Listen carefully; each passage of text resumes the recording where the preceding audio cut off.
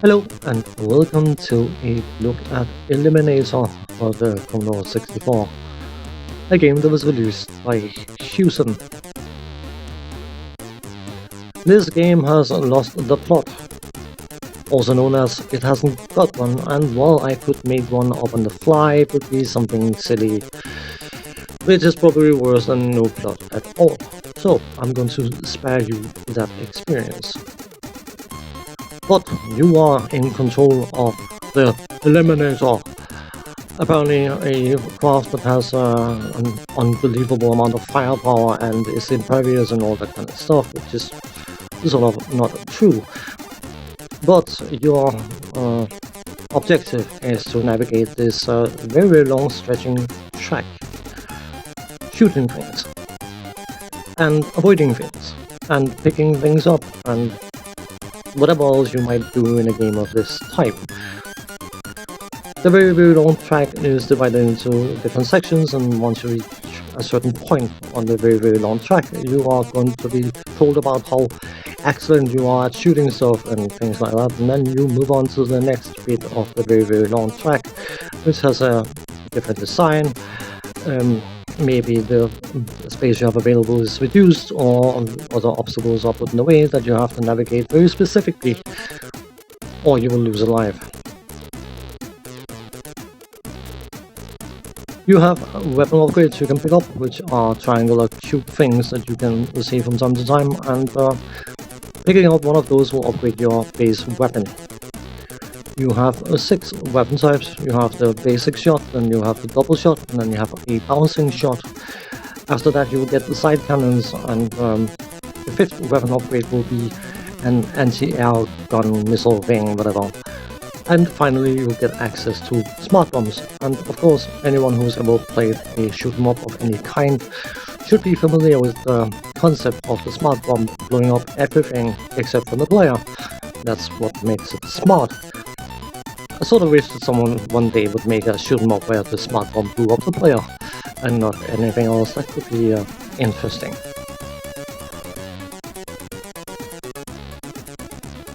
The weapons have ammunition, and because they share ammunition, you can, by using some of the special weapons that burns a lot of ammunition, spend all your ammunition so you don't even have your basic weapon available, which is not something I'm a particularly big fan of. You shouldn't be playing a shoot 'em up where you can't shoot.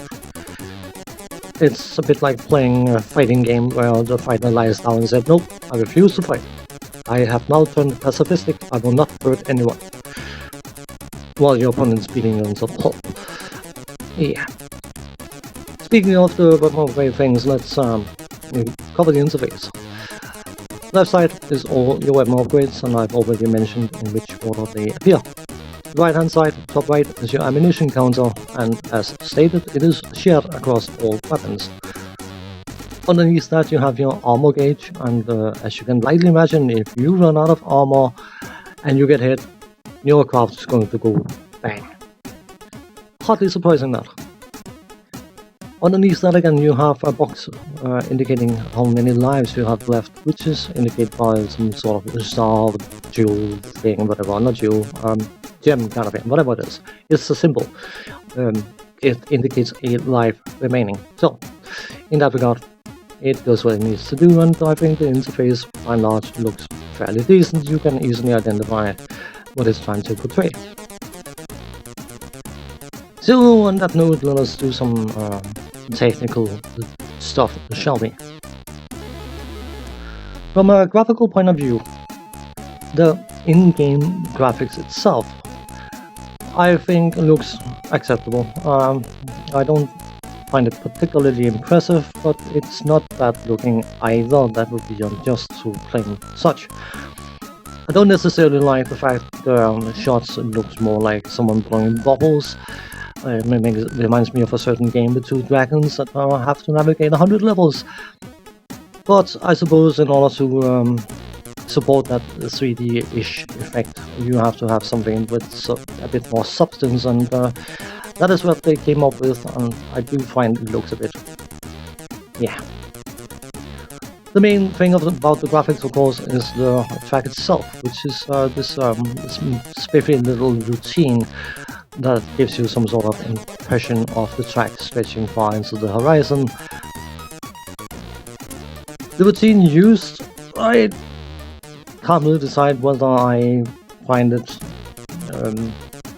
great or not, because I can easily imagine looking at that scrolling will give me a headache after playing this game for any extended periods of time, which, for reference, I am not likely to do. Sound effects, we don't do sound effects, that's for other people to do, so easily covered. The music, it is decent. I mean, I do enjoy the music by and large, but I can't help but feel that this music is about as misplaced in this game as a death metal band would be misplaced in a church. If I'm playing a shoot 'em up of any kind, I want something that excites me, something that gets my adrenaline pumping. I don't want a track that makes me want to kick back and do nothing, which is what that music makes me want to do, which I suppose is perfectly acceptable for this particular game. The controls are almost what you expect them to be. Left to move left and right to move right, and up and down will cycle through your different weapons as you have them available. There's a certain floatiness to the control, but I think that is a deliberate thing in order to get some sort of to give some sort of sense of the vehicle having weight, whatever. The problem I have with this game is the fact that it is not particularly interesting to play. Its pacing is not particularly high.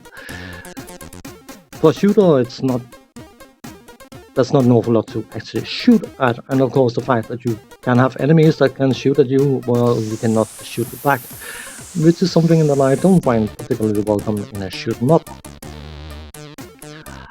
Another problem is the fact that you have to learn where obstacles that you have to avoid are, and you usually learn where they are by smacking into them, which means of course you have to play up to that point, so you know you need to avoid it, and then you smack into the next obstacle, and so on and so on.